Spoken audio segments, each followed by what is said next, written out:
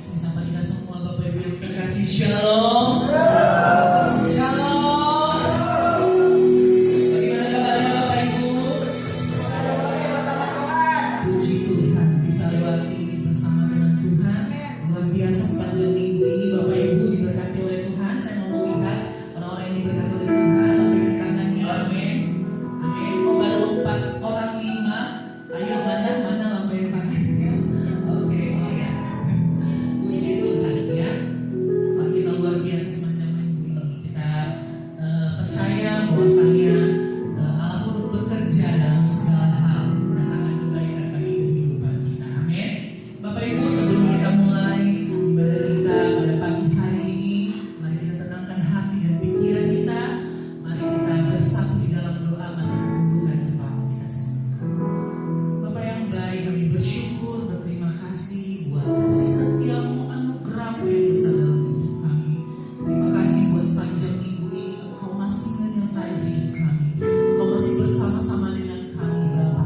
Walaupun terkadang secara manusia kami mengalami sakit hati, kami mengalami kekecewaan, kami mengalami masalah demi masalah, tetapi Engkau hadir Bapa, memberikan jawaban, memberikan kedamaian, ketenangan di dalam hati kami. Kami bersyukur memiliki Allah yang hidup, Allah yang setia, selalu menuntun memimpin hidup kami. Terima kasih Bapa, terima kasih Tuhan. Kami akan memulai ibadah kami pagi hari ini. Kami minta kehendak-Mu yang terjadi atas ibadah kami, dari awal, pertengahan sampai penghabisan. Hanya nama Allah yang dipuji, disembah, dimuliakan di tempat ini. Kau berkarya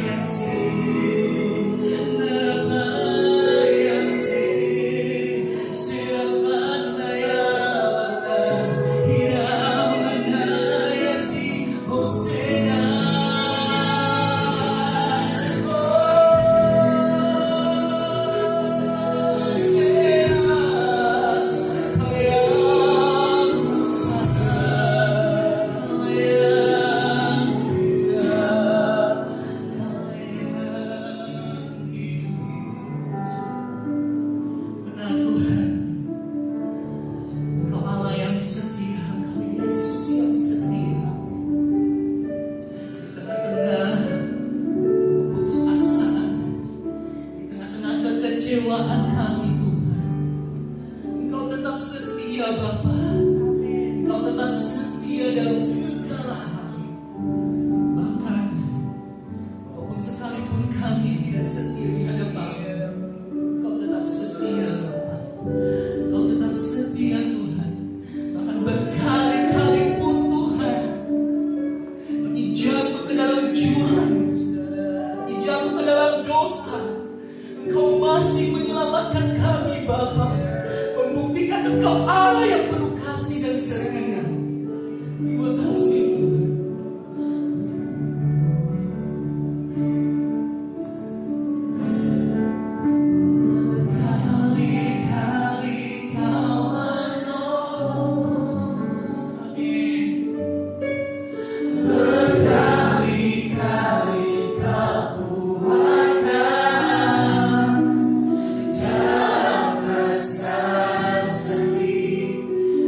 Engkau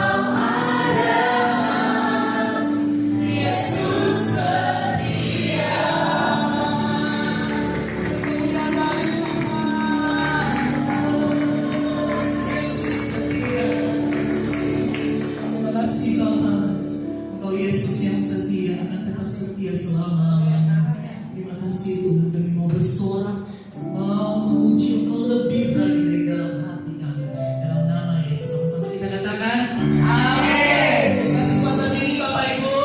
Amin. Sama-sama kita rayakan kasih yang hari ini dalam hidup kita. Sama-sama kami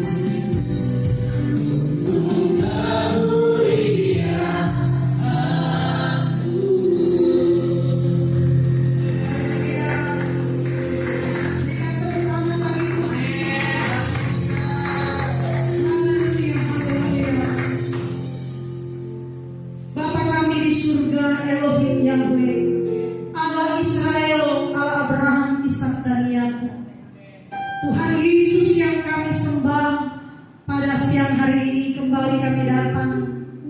Kami rindu diajar oleh kebenaran firman-Mu. Kami rindu mengerti lebih dalam lagi setiap hati, setiap kerinduan-Mu dalam hidup kami. Mari ya Bapa, Engkau bekerja di tengah kami. Roh Kudus menguasai semua kami, memampukan kami mengerti kebenaran firman-Mu Bapa, sehingga kami boleh lebih benar lagi. Kami boleh terus disempurnakan oleh kebenaran-Mu. Nyatakanlah kesalahan kami lewat kebenaran. Perbaikilah kelakuan kami lewat kebenaran, sehingga kami boleh layak di hadapan-Mu, dan ketika akhir hidup kami boleh diterima di kemah abadi-Mu ya Bapa. Di dalam nama Tuhan Yesus Kristus, kami siap menyambut firman-Mu. Haleluya. Amin. Puji Tuhan. Shalom. Terima kasih buat Ibu Gembala di tempat ini ya. Selama saya khotbah dijadwalkan, baru hari ini bisa bersama ya dengan Ibu Gembala karena kesibukan beliau. Puji Tuhan. Semua bersukacita hari ini. Amin. Amin. Bapak Ibu Saudara, hadirat Tuhan boleh melingkupi kita hari ini. Saya juga bisa merasakan saudara ya. Saya lihat foto saya kaget. Ya, Bapak Ibu, ada persoalan yang kadang kita tidak sadari. Ini masalah. Ya. Saudara mau supaya hidup tanpa masalah, ya? Memang tidak pernah berakhir selama hidup. Tapi Bapak Ibu Saudara, kita perlu tahu ini masalah yang besar, namun dipandang remeh oleh banyak orang. Ini masalah pergumulan hidup banyak manusia hari ini yang mereka tanpa sadari, saudara, mereka berpikir itu biasa. Mereka berpikir itu tidak mencelakai atau tidak apa-apa, saudara. Tema khotbah saya hari ini adalah melepaskan diri dari jerat. Saudara harus menemukan diri saudara, apakah saudara dijerat atau tidak hari-hari ini.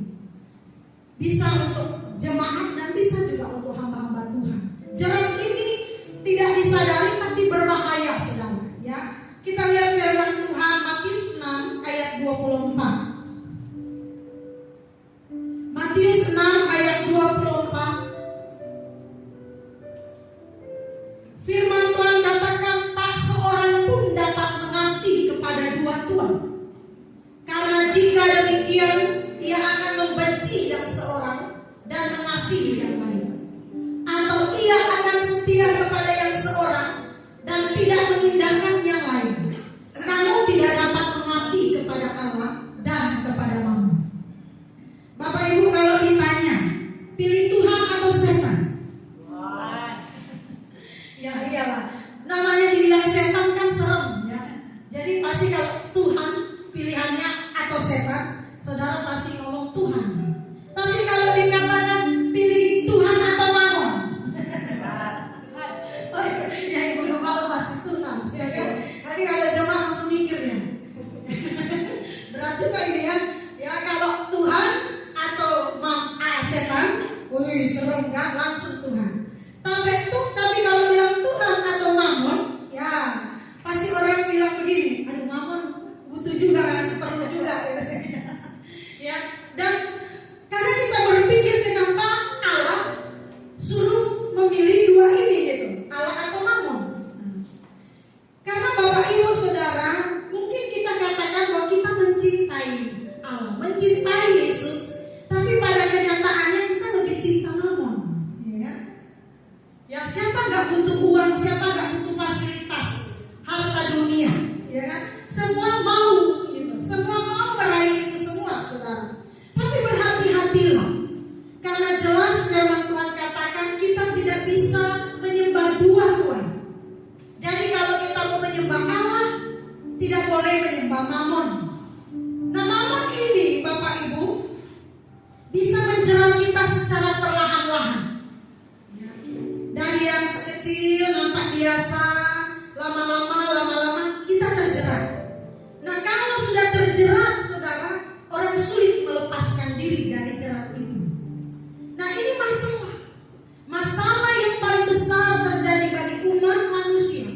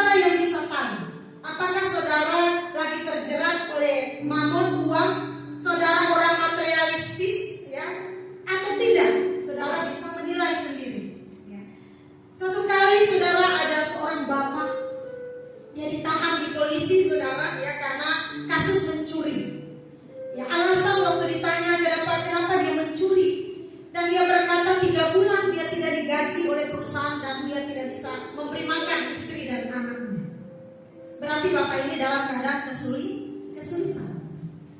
Nah, karena dalam keadaan kesulitan, maka yang hanya bisa dia pikirkan adalah ikut mencuri bersama kedua temannya dan akhirnya ditangkap. Tak seberapa yang dicuri, belum sempat dijual, ya sudah ketangkap basah oleh security, dan akhirnya untuk menebus dia, saudara, uang perdamaian besar, lebih besar dari yang dia rencana curi itu. Belum sempat dijual lagi, kasihan. Baru sempat bersihkan, disimpan di satu tempat, dan akhirnya untuk uang perdamaian dia harus mencari uang begitu besar. Dan istrinya berkata, "Ibu tolong didoakan, ya. Kami ini jemaat orang datang ke kami karena ya gembalanya mungkin butuh bantuan." Dan akhirnya kita bilang, "Ya, apa yang kamu tabur, kamu tuai. Semua ada pelajaran, ya. Semua ada pelajaran. Kita nggak bisa ambil jalan pintas. Kamu harus lewati proses itu. Ya, kalau Tuhan mau tolong kamu, Tuhan pasti tolong. Tapi kalau Tuhan biarkan dulu, pasti Tuhan punya rencana. Tuhan tidak pernah mencelakai." Ya, jadi Bapak Ibu kita hanya cukup berdoa, dan mereka kelabakan mencari uang yang begitu besar untuk menebus suaminya ini. Saya bilang berdoa saja, ya, jangan sampai ambil lagi jalan pintas. Nah, kalau kita lihat dari cerita ini, Bapak Ibu, berarti orang ini terjerat, ya, walaupun mungkin dia miskin. Jadi bicara terjerat, melepaskan diri dari jerat, saudara, jerat mamon itu bukan hanya pada orang kaya saja, orang yang punya uang atau orang pekerja keras. Kepada siapapun bisa mengalami itu. Dan ini adalah pergumulan manusia. Bagaimana dapat melepaskan diri dari jerat cinta akan uang atau dosa materialisme, yang adalah bagian penting. Dan ini adalah semangat gairah zaman, saudara. Kalau jujur, saudara, semua hampir terjebak pada gairah cinta uang, ya. Ya, semua bisa terjerat. Makanya kalau dibilang pilih Allah atau mamon, ya orang berat menentukan pilihan. Boleh kita katakan Allah, saya memilih Tuhan, tapi prakteknya memilih mamon, ya. Kita bisa menghalalkan segala cara. Yang penting kita dapat memenuhi setiap keinginan atau kebutuhan. Bagi mereka yang tidak mengerti firman Tuhan, cinta uang dipandang wajar dan tidak menyalahi etika kehidupan. Mereka berpikir dengan cinta uang tidak ada yang dirugikan. Padahal kalau seseorang cinta uang, maka tidak mungkin tidak ada korbannya. Ada pula yang berpikir bahwa dengan memiliki jumlah uang yang cukup, maka mereka tidak lagi akan terikat dengan uang. Mereka lupa bahwa manusia telah kehilangan kemuliaan Allah. Artinya tidak mengenakan kodrat ilahi adalah orang-orang yang haus dan tidak pernah dipuaskan oleh apapun termasuk uang. Kalau saudara jujur, saudara, orang itu makin dapat banyak makin pengen banyak. Betul? Manusia itu, saudara, tidak akan pernah bisa dipuaskan oleh harta dunia. Hanya bisa dipuaskan oleh Tuhan. Tapi kan Tuhan gak kelihatan, Bu. Uang itu nampak, Tuhan gak nampak. Tapi Bapak Ibu, kalau saudara benar-benar menghayati Tuhan, dia cukup bagi saudara. Amin. Saya, saudara, aja tadi pas mulai penyembahan, nggak tahan, saudara, saya pengen nangis, air mata saya mengalir. Saya merasakan bahwa kebaikan Tuhan melebihi dari nafas, kebaikan Tuhan melebihi dari jantung. Dia terlalu baik, saudara. Kalaupun dia izinkan masalah-masalah terjadi, karena dia mau menyempurnakan kita, saudara. Jangan pandang Allah itu tidak adil, Allah itu jahat, Allah itu tidak sayang saya. Enggak. Kalau saudara diproses karena dia sayang, amin. Dia sayang. Dia mau supaya kita lebih cinta dia daripada yang lain. Karena jelas, saudara, tidak dapat mengabdi kepada Allah atau mamon. Allah hanya memilih kita menyembah Dia. Hanya Dia, saudara. Saudara lihat Pengkhotbah 5 ayat 10. Kata pengkhotbah, siapa mencintai uang tidak akan puas dengan uang, dan siapa mencintai kekayaan tidak akan puas dengan penghasilannya. Ini pun sia-sia.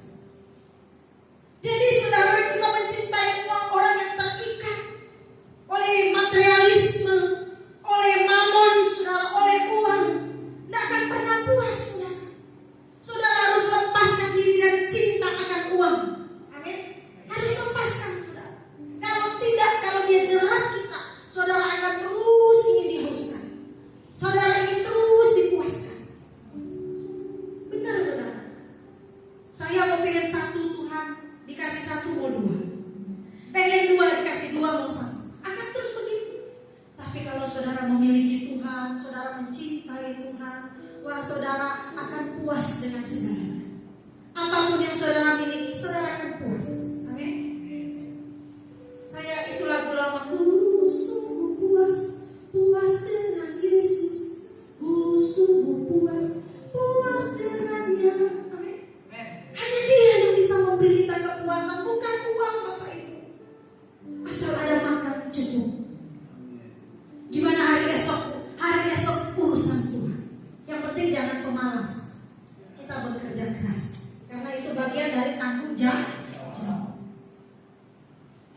Jerat akan uang ini berbahaya Bapak Ibu. Sangat berbahaya. Orang bisa menghalalkan segala cara. Kami pernah layani ini agak mungkin ekstrim saudara. Tapi kami pernah layani seorang ibu rumah tangga. Itu bisa dijual suaminya karena uang. Ngeri ya?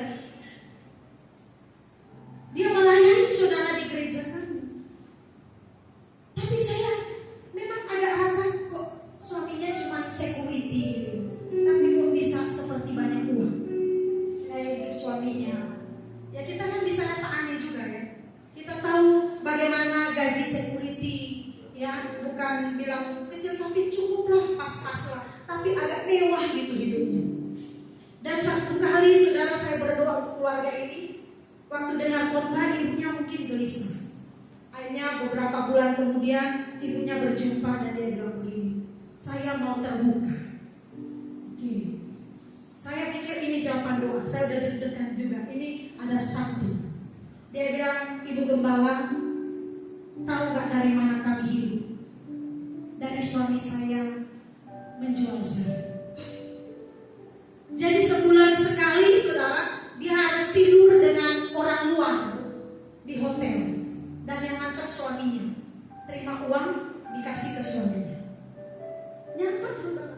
Ini jerat, betul? Tidak mungkin orang langsung melakukan perkara apa dosa yang besar kalau dia tidak terbiasa dengan yang kecil. Semua itu mulai dari kecil. Yudas berkhianat bukan serta merta dia langsung berkhianat. Pastilah Yudas itu sudah terlatih. Dan pada akhirnya seperti bom waktu. Tiba-tiba dia mengkhianati Yesus. Dan langsung orang lakukan dosa yang besar, betul kan? Itu pasti dari hal-hal sederhana, yang kecil. Nah tapi kan kita gak menyadari.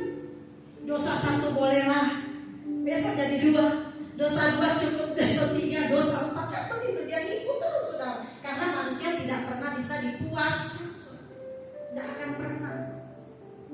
Jadi Bapak Ibu, waktu saya mendengar itu saya syok saudara. Saya bilang, aduh, ini gak boleh ini. Kamu harus melepaskan diri dari itu. Kamu harus putuskan hubungan itu. Dia bilang kalau saya putuskan ibu, akibatnya bisa KDRT. Jadi suaminya sayang sama dia karena duit. Ya, ada uang abangku sayang, tidak ada uang abangku tenang. Jadi ibunya kalau ada uang disayang-sayang, kalau ada uang bisa KDRT saudara. Nah ini hal yang sangat membahayakan kalau kita cinta uang. Hanya ingin apa? Hanya ingin senang-senang, memuaskan gairah, ya duniawi, hasrat duniawi. Buat apa saudara? Kalau kita mati dalam dosa itu, saya katakan kamu harus tinggalkan itu. Walaupun kamu harus menderita karena Yesus, karena kamu ingin hidup benar, dia lakukan benar. Akhirnya dia lakukan. Mulai bulan besok saya dengar terjadi perang dalam rumah tangga. Waduh, istrinya dianiaya. Kadang kami datang itu udah biru kiri, biru kanan semua. Karena ternyata saudara, dengan istrinya mengambil keputusan untuk tidak lagi melakukan dosa itu, suaminya ternyata seorang narkoba, pemain perempuan. Jadi uang itu diambil untuk dia melakukan dosa lagi. Jadi kalau istrinya tidak melakukan firman, dia nggak akan pernah tahu bahwa suaminya sudah terjerat dengan narkoba dan lain sebagainya. Tapi dia berani, walaupun nyawa taruhannya. Ini memang ikut Tuhan harus radikal. Amin. Kalau main dosa hari ini, besok benar, lusa main dosa, lusa benar. Wah ini bahaya Bapak Ibu. Saudara akan binasa. Jadi Jadi setelah itu selesai jam 2 tengah malam, RT telepon kami, Bu, tolonglah kami gak bisa mengatasi lagi. Ini kan jemaat dari gereja ini. Ini bisa bunuh-bunuhan.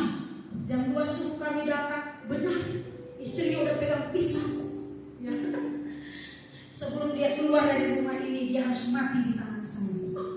Ini saudara dari kecil kan? Mulai dari kecil sampai terjerat. Jadi suaminya udah terkurung gitu. Istrinya mau bunuh gitu. Saya bilang jangan, enggak ibu.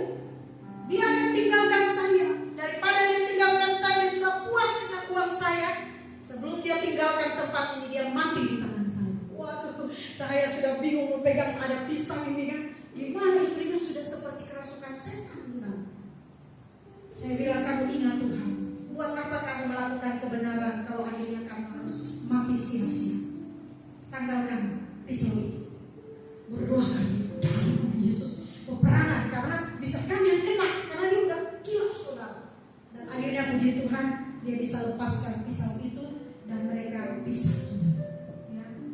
Mereka pisah dan ibunya kembali ke kampung halaman. Nah Bapak Ibu Saudara, hal yang dilakukan iblis kelihatannya enak. Memang dosa itu enak, tidak ada dosa nggak enak. Kalau nggak enak, tidak ada orang jatuh dalam dosa. Betul? Setuju? Kalau dosa nggak enak, nggak ada orang jatuh dalam dosa. Kalau dosa itu nggak enak.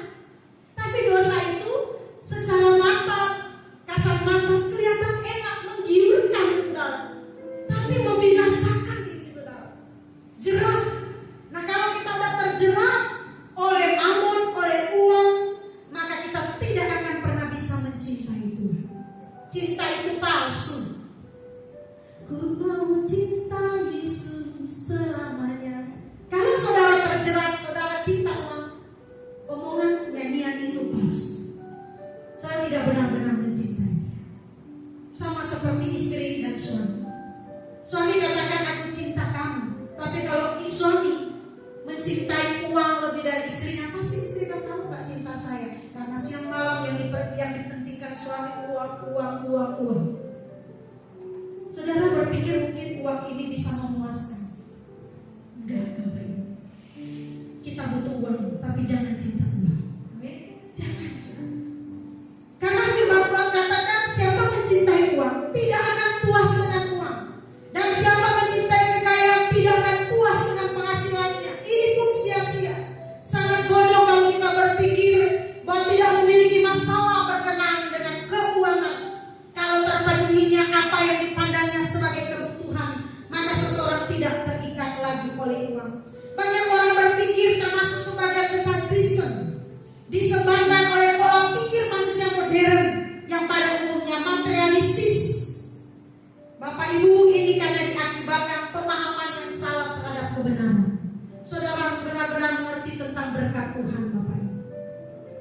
Orang kenapa terjerat oleh uang? Karena pemahaman firman yang banyak kali salah. Kalau jadi orang Kristen pasti diberkati. Kalau gak diberkati, gimana coba?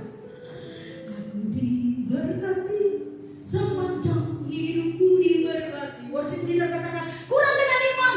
Iman berkata dengan iman lagi. Aku diberkati. Kalau jemaat gak semangat, worship leader merasa itu belum dengan iman.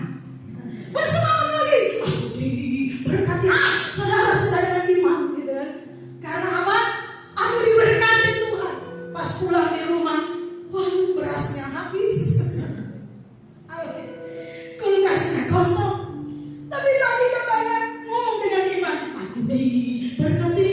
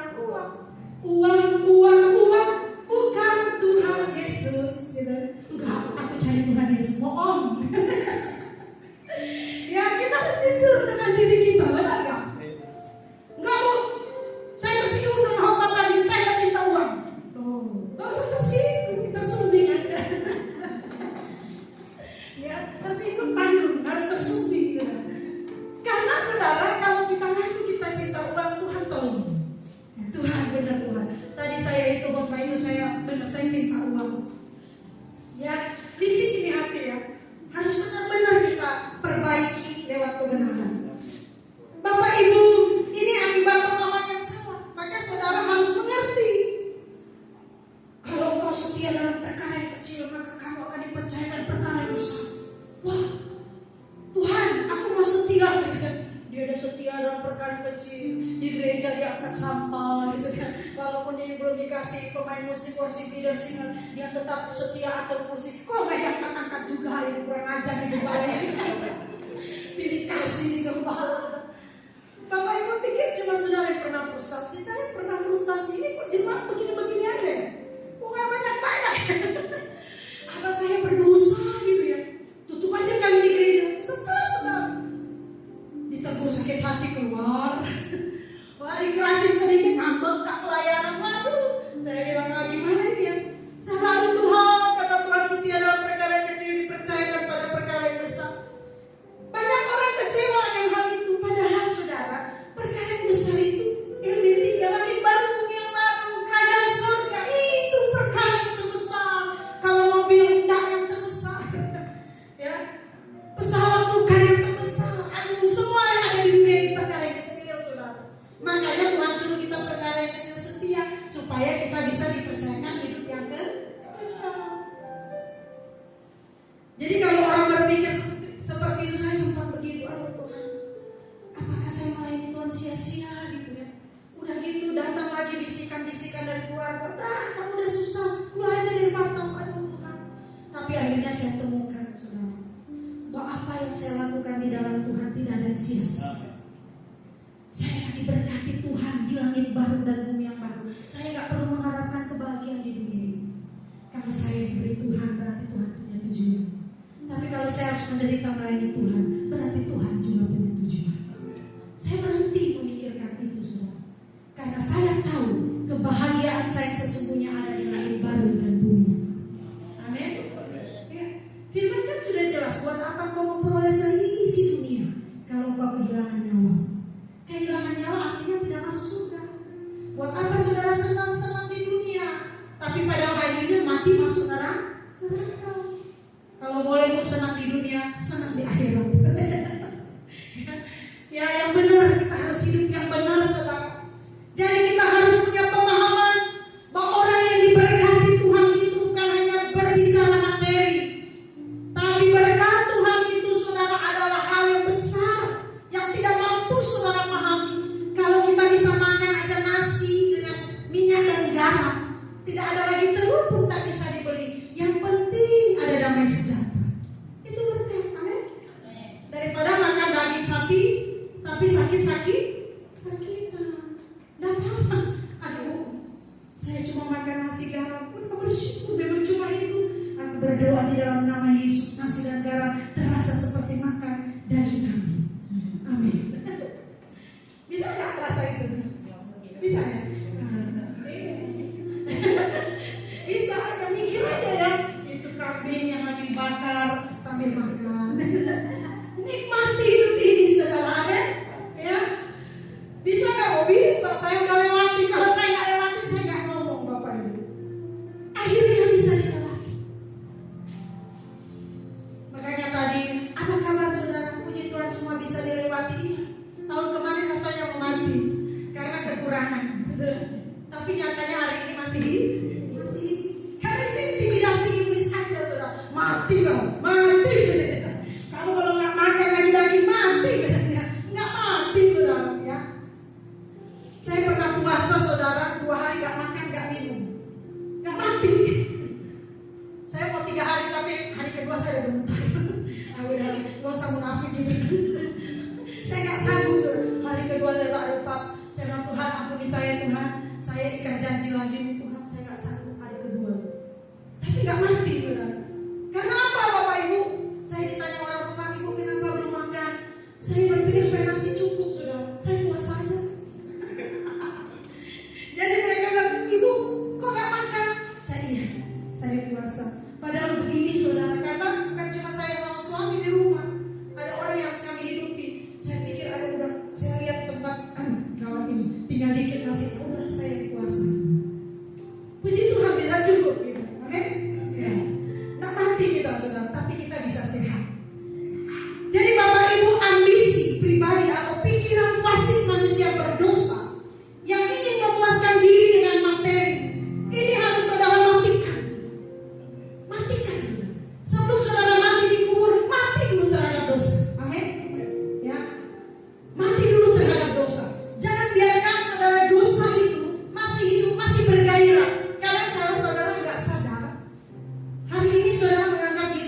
bertobat, mati dari dosa. Ternyata cuma pingsan, ya, dosanya cuma pingsan, gak mati. Ya, minggu depan bisa hidup dia, bisa siuman. Ya, betul kan? Kenapa kok bisa pingsan? Karena kita ada di lingkungan orang gereja. Ji Tuhan, kok saya gak lagi berzina, saya orang baik sekarang. Ya iya, karena ada lingkungan anak Tuhan. Coba kalau sudah pergi ke tempat tidak ada anak Tuhan, bisa siuman itu dosa. Berzina lagi. Ayo, ya, saudara benar-benar mati. Katakan, saya mau mati.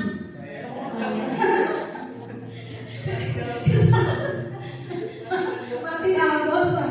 Kalau mati beneran gak apa-apa lah. Yang penting jangan dalam dosa. Mati dalam keadaan benar. Saya aja berdoa, Tuhan, kalau sampai kau lihat aku kayaknya mau berdosa, Tuhan, maaf Tuhan, ambil nyawa saya, Tuhan. Jangan mati dalam keadaan berdosa. Mati dalam keadaan benar. Ya, kalau boleh sih umur panjang. Tapi saya aja berdoa, saudara, Tuhan, 70 tahun kata Tuhan manusia hidup. Lebih dari 70 tahun disertakan kesengsaraan, ya kan, penderitaan, kesusahan. 80 tahun. Saya bilang, Tuhan, kalau 70 tahun saya sudah buat susah orang, ambil saya, Tuhan. Jangan buat saya umur panjang di bumi. Yang penting LB3. Katakan LB3. Langit baru dan bumi yang baru. 1 Timotius 6 ayat 10 katakan, akar segala kejahatan ialah cinta uang. Sebab oleh memburu uanglah beberapa orang telah menyimpang dari iman dan menyiksa dirinya dengan berbagai-bagai duka. Firman Tuhan berkata begini, saudara, dalam Yohanes 8. Firman Tuhan katakan bahwa kalau kau mengenal kebenaran, maka kebenaran akan memerdekakan kamu. Betul? Kalau saudara mengenal kebenaran, kebenaran akan memerdekakan. Pertanyaannya, kebenaran yang mana? Harus kebenaran yang benar-benar murni, saudara. Seperti tadi saya katakan, berkat Tuhan harus saudara pahami dengan benar. Saudara harus benar-benar mengerti kebenaran yang mana yang memerdekakan saudara. Hal utama untuk dapat dimerdekakan dari cinta akan uang adalah memahami tujuan hidup umat pilihan. Amin. Kalau saudara terbebas dari cinta akan uang, saudara merdeka. Karena uang banyak orang terjerat dalam dosa. Karena uang banyak orang menghalalkan dosa. Ya, kita anak Tuhan hidup di dunia, tapi harus hidup tidak wajar. Artinya tidak sama dengan orang dunia. Harus beda, saudara. Kalau dulu orang Kristen itu, saudara, bukan mereka yang menyebut Kristen. Benar gak? Di Kisah Rasul, orang yang ngomong mereka Kristen. Kenapa? Karena gaya hidup mereka gaya hidup Yesus. Apa yang Yesus ajarkan itu yang mereka hidupi.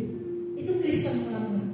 Kalau sekarang kita yang Kristen, Pak, agama apa? Saya Kristen. Apa? Baru aja kita maki-maki orang kan? Agama Kristen. Kristen dari mana? Apalagi kalau lagi SKI mana? SKI mana? Lagi hostel baru maki-maki di jalan kan? Kristen, malu loh. Saya punya papa itu, dia mabuk. Saya bilang, Pak, papa mabuk lagi. Cabut itu kamu salib. Bikin malu aja. Salib gede-gede, baru minum mabuk-mabuk gitu kan. Pulang dari sini suci, saudara. Nah itu saya biar dosanya pingsan. Pulang dari anaknya pendeta 3 bulan di Manado, dia hidupnya luar biasa. Selesai itu udah mabuk lagi karena sudah ada dengan teman-teman yang mabuk. Saya bilang, udah mabuk lagi ya Papa, cabut itu salib. Ya nanti dibilang Yesusnya juga mabuk. Gawat ini ya. Apalagi pas bangun dari jalan salibnya udah pindah ke belakang ya. Yesus itu mabuk. Jadi Bapak Ibu Saudara, yang memerdekakan saudara adalah terlepas dari cinta akan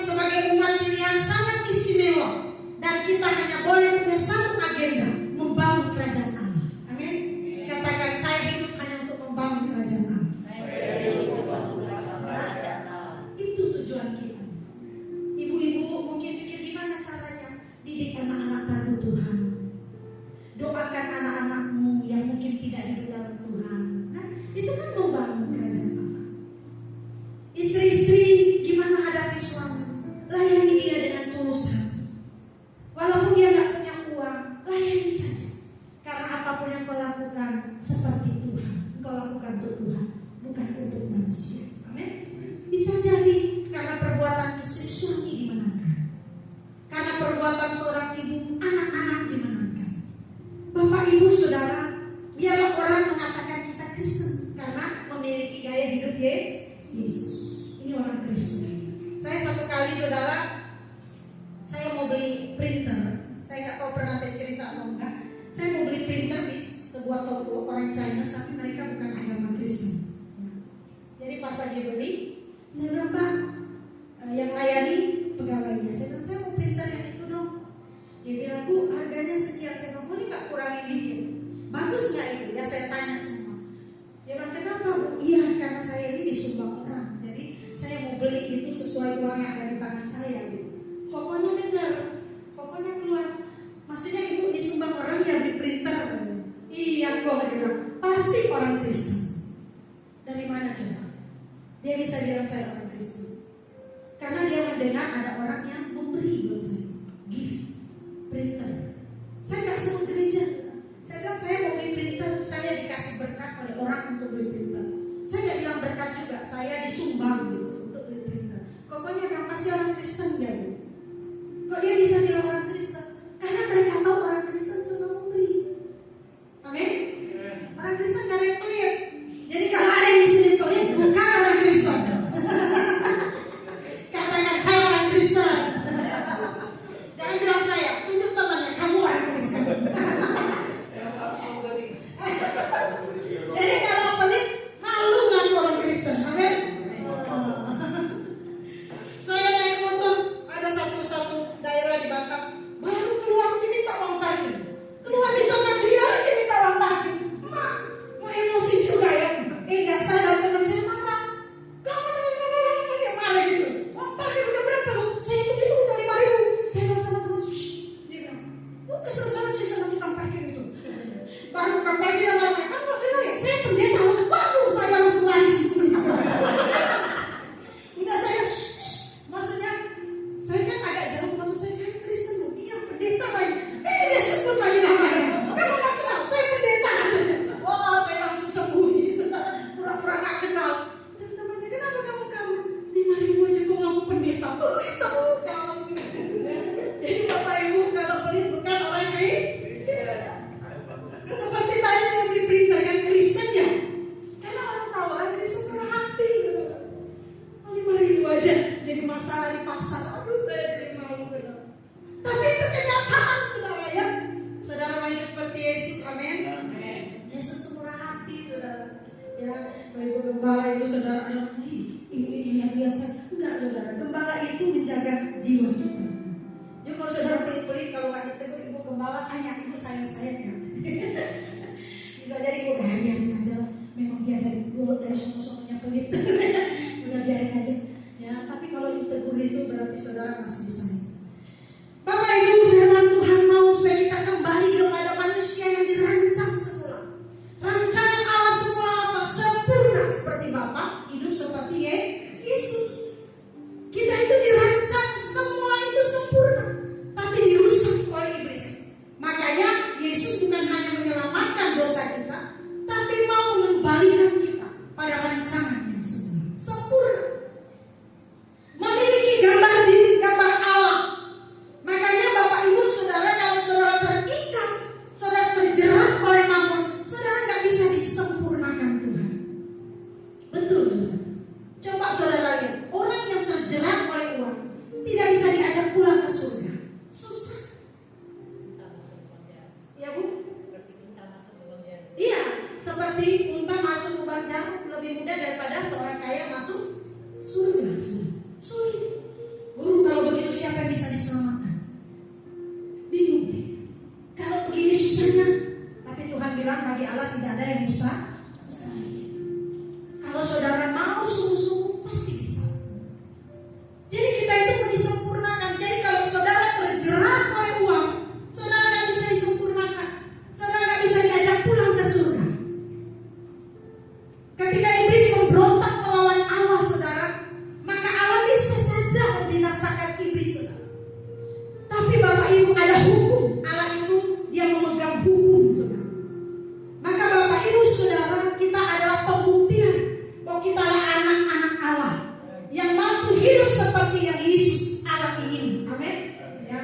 Sehingga seperti Allah berkata kepada Yesus, inilah anak yang kukasihi, kepadanya lah aku berkenan. Kemudian Allah berkata kepada kita di sini, ini anak yang kukasihi, kepadanya lah aku berkenan. Saudara tahu nggak, stempel itu yang kita mau ambil. Tidak terlalu penting penghargaan manusia, Bapak. Manusia hari ini bisa memujimu, besok dia bisa menikam, saudara. Tidak penting. Jangan kita membangun hidup hanya untuk dipuji manusia. Saya ini sudah puas dihina-hina. Ibu udah puas. Sudah puas. Harus sudah. Ya, karena kita tolong orang, kita diceritain jelek. Tidak apa-apa, saudara. Karena memang hidup ini stempel dari Tuhan yang paling penting. Inilah anak yang kukasihi, kepadanya lah aku berkenan. Nggak perlu membangun harga diri supaya manusia lihat kita, kita hebat ya. Ngapain, saudara? Gak usah perlu gila hormat, kalau gak dihormati sakit hati. Waduh, saudara, itu cuma sementara. Yang paling penting kita mati diterima Tuhan. Mari kita buktikan, saudara, bahwa kita mau berjuang melakukan apa yang Bapak ingin. Kegagalan manusia, saudara, pertama membuat anak tunggal yang bersama-sama dengan Bapak yang kegagalan harus turun ke bumi menjadi manusia. Anak-anak menjadi manusia untuk membuktikan bahwa ada pribadi yang bisa taat sampai mati tanpa syarat kepada Bapa, yang mengabdikan dirinya sepenuhnya, menghormati Elohim Yahweh, Bapa di surga. Ini membuktikan, saudara, pribadi Yesus yang luar biasa. Dan kita anak-anak Allah harus luar biasa. Amin. Bagaimana Yesus hidup, begitu anak-anak Allah hidup. Makanya, saudara, perjuangan kita itu jadi Kristen sangat sulit, saudara. Saya menyangkal kalau orang non-Kristen katakan mudah masuk surga. Enaknya orang Kristen asal percaya Yesus masuk surga. Saudaraku dikasih Tuhan, memang dikatakan kebaikan tidak menyelamatkan, tetapi buah dari orang yang diselamatkan adalah melakukan semua perintah Bapa, semua perintah Allah. Kalau saudara tidak tinggal di dalam Dia, Dia juga tidak akan tinggal di dalam saudara. Karena firman Tuhan katakan, barang siapa tinggal di dalam aku di dalam Dia, minta apa saja akan kuberikan. Artinya Bapak Ibu akan menjadi orang yang luar biasa, orang yang sempurna kalau saudara benar-benar menghidupi kebenaran ini. Makanya penting saudara harus terlepas dari jerat cinta akan uang. Amin. Ya, Tuhan, sekalipun aku miskin, yang penting aku masuk surga. Kan? Tuhan, capek jadi orang miskin, aku mencuri saja. Jangan, saudara, ya. Kadang kita ada berpikir ya, ikut Tuhan ini tidak mudah, benar kan ya? Datang ke gereja tiap hari Minggu, belum lagi kita berkorban uang, bantu orang lain dan lain sebagainya. Masa iya kita di tengah jalan putus? Kalau sudah ikut Tuhan, sekali Tuhan tetap Tuhan. Ya, walaupun kita harus kehilangan nyawa, tidak apa-apa. Mari Bapak Ibu kita pikirkan, apakah kita orang yang masih terjerat oleh uang? Kalau saudara masih terjerat oleh uang, mari saudara berjuang untuk melepaskan diri dari jerat itu. Minta Roh Kudus tolong. Roh Kudus tolong aku untuk hidup tidak bercela. Roh Kudus pasti tolong kita. Kita tuh gunakan Roh Kudus bukan cuma untuk mujizat. Amin. Roh Kudus tolong aku supaya aku berdoa untuk orang sakit sembuh. Bapak Ibu, kita gunakan Roh Kudus untuk menolong kita supaya sempurna. Karena menjadi sempurna itu sulit. Minta Roh Kudus. Amin. Roh Kudus tolong aku untuk hidup tidak bercela sampai akhir menutup mata. Ya. Kiranya kita boleh berkenan kepada Dia, saudara. Sampai kita berkata seperti Yesus, makananku ialah melakukan kehendak Dia yang mengutus aku dan menyelesaikan pekerjaannya. Pokoknya saudara harus taruh di otak saudara, di pikiran, di hati saudara, aku hidup hanya untuk menyelesaikan pekerjaan Bapa. Kalau pekerjaan Bapa dalam hidupku selesai, ambil saya Tuhan. Amin. Selesai. Saudara nggak usah terlalu stres gitu. Aduh, saya udah mau mati, belum pernah tinggal di rumah mewah. Aduh, saya sudah mau mati, belum pernah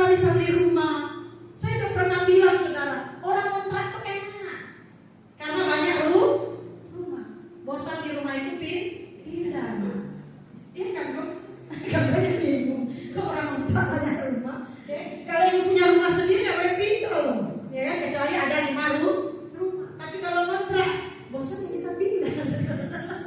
Gak usah stres, saudara. Kadang kita sampai ke mati, gak mati, hidup pun segan, mati tak mau. Karena mikir rumah belum selesai. Gimana ini kan? Aduh. Sesungguhnya hidup ini tragis kalau kita tidak sampai hidup bersama Bapa. Saudara mau hidup bersama Yesus, amin? Amin.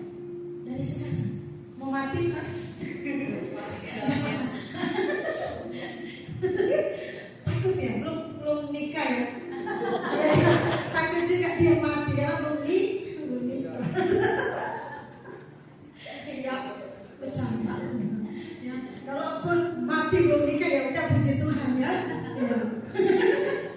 Mati itu indah, saudara. Aduh, saya waktu mati di mana-mana nggak mati-mati. Di mana-mana kalau saya tanya mau mati, takut saudara. Ya saya dulu deh, saya mau mati.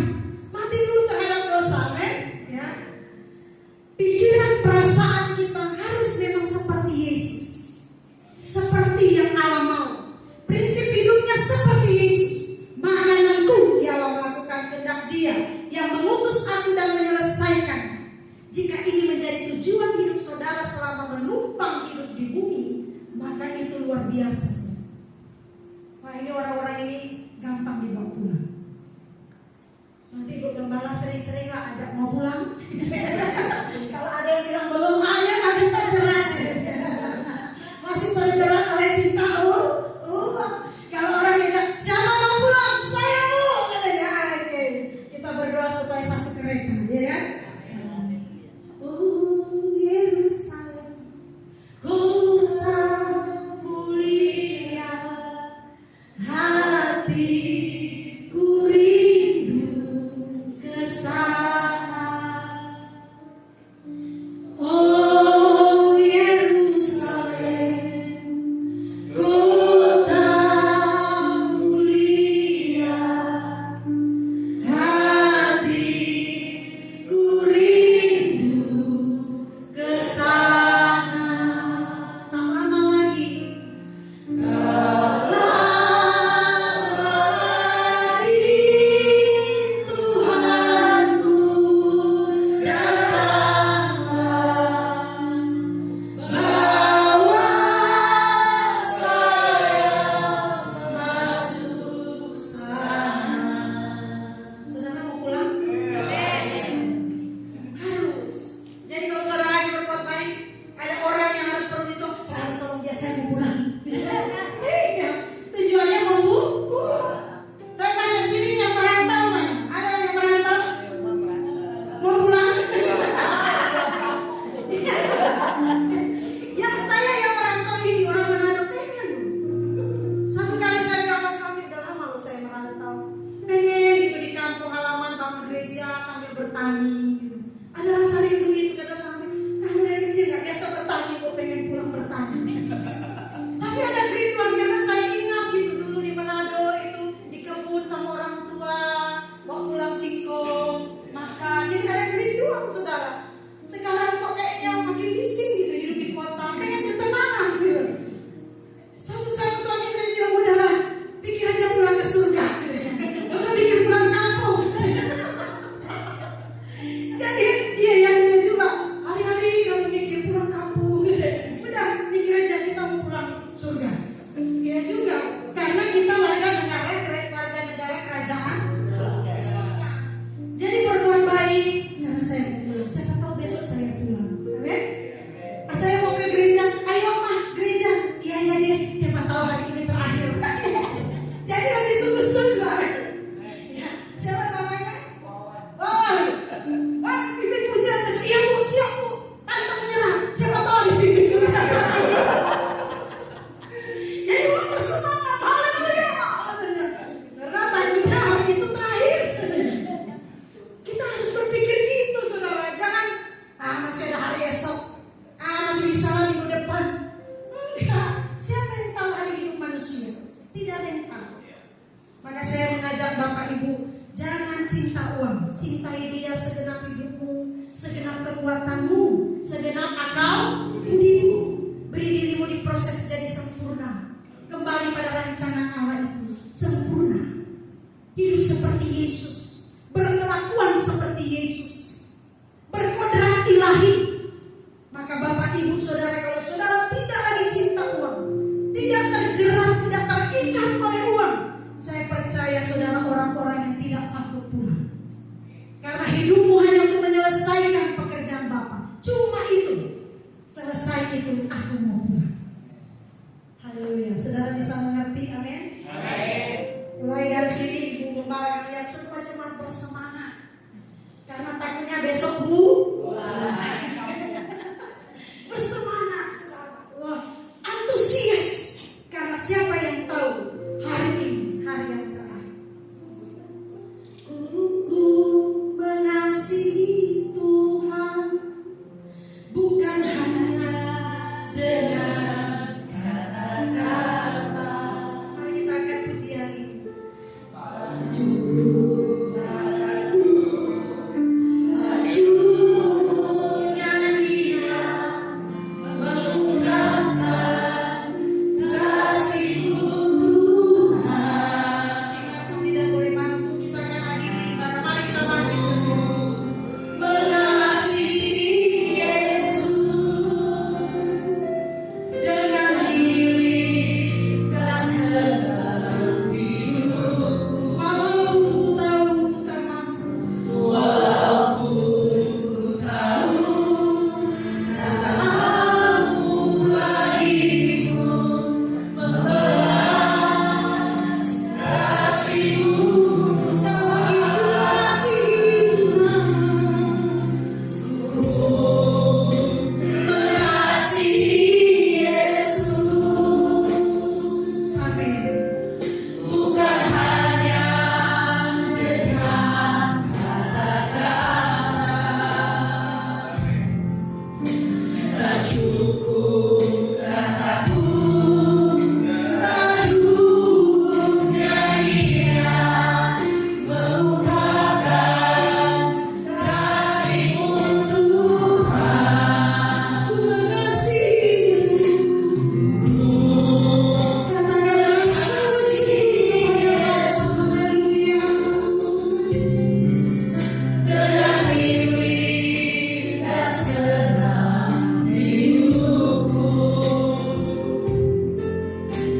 Walaupun ku tahu takkan mampu bagiku membalas kasih-Mu Tuhan.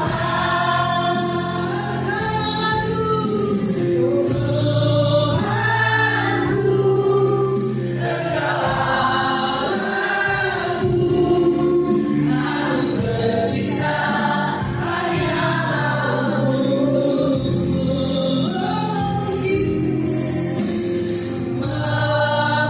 memuji serta menyembah kepada-Mu, Raja mulia.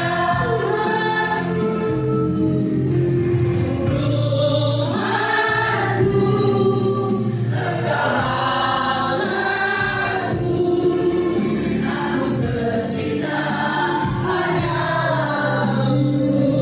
Amin. Memuji serta menyembah kepada-Mu, Raja mulia. Singkat saja, singkat pujian ini mari berdoa. Berdoa kepada Tuhan. Banyak orang berpikir hidup sudah berakhir tanpa uang, tanpa harta benda. Hidup seakan-akan tidak berarti. Dengan baik saudara, semua akan saudara tinggalkan. Cukupkanlah diri dengan apa yang saudara miliki dan berilah hidup untuk melayani Tuhan.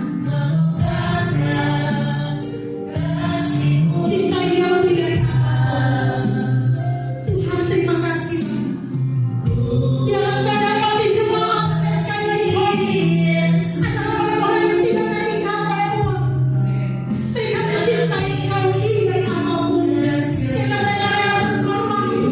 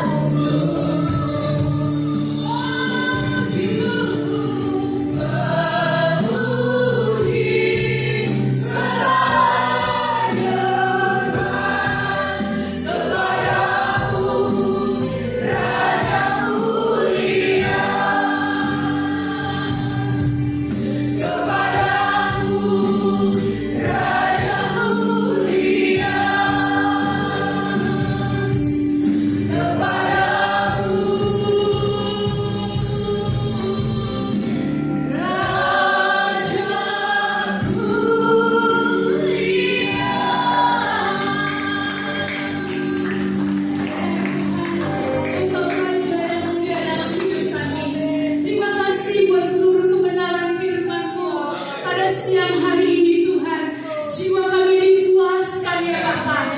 Kami menyimpan seluruh perkataan firman-Mu di dalam hati kami. Kami ada kekuatan firman-Mu, Engkau memampukan kami untuk menjadi pelaku-pelaku firman-Mu. Sehingga kami hidup untuk mencari kehendak-Mu. Kami hidup dengan rasa cukup yang datang dari Engkau. Sehingga setiap waktu apa yang ada dalam jiwa kami adalah menyenangkan hati-Mu. Kami tidak terikat dengan apa yang menjadi kemewahan dunia ini. Kami tidak terikat dengan mengejar segala keinginan daging kami. Tapi kami berlomba-lomba Tuhan mencari kesukaan-Mu. Kami menjadi pemanjang tangan-Mu ya Bapa. Engkau memakai setiap hidup kami. Sehingga Tuhan, seperti Paulus berkata bahwa hidup ini adalah perjuangan. Mati adalah keuntungan. Ketika kami meninggalkan segala pergumulan perjuangan kami di dunia ini, Engkau menerima kami di sisi-Mu Tuhan. Engkau menerima kami di kemah kediaman-Mu. Dalam nama Yesus Kristus, ajari kami terus bersyukur dalam kehendak-Mu. Ajari kami puas dalam melakukan kehendak-Mu. Engkau memberkati hamba-Mu Ibu Pendeta Sandra. Engkau memberkati setiap pelayanannya. Engkau memberkati keluarga dan rumah tangganya. Engkau memberkati Tuhan seluruh keluarga besarnya. Engkau memberkati juga ya Bapa semua kerinduan-kerinduan hatinya. Di dalam nama Yesus Kristus. Terima kasih Bapa. Pakai hamba-Mu lebih dahsyat lagi Tuhan. Sehingga banyak orang yang mendengarkan Injil-Mu yang murni. Kebenaran firman-Mu Tuhan yang membebaskan dan memerdekakan. Terima kasih Bapa. Dalam nama Yesus kami berdoa dan mengucap syukur. Haleluya. Sama-sama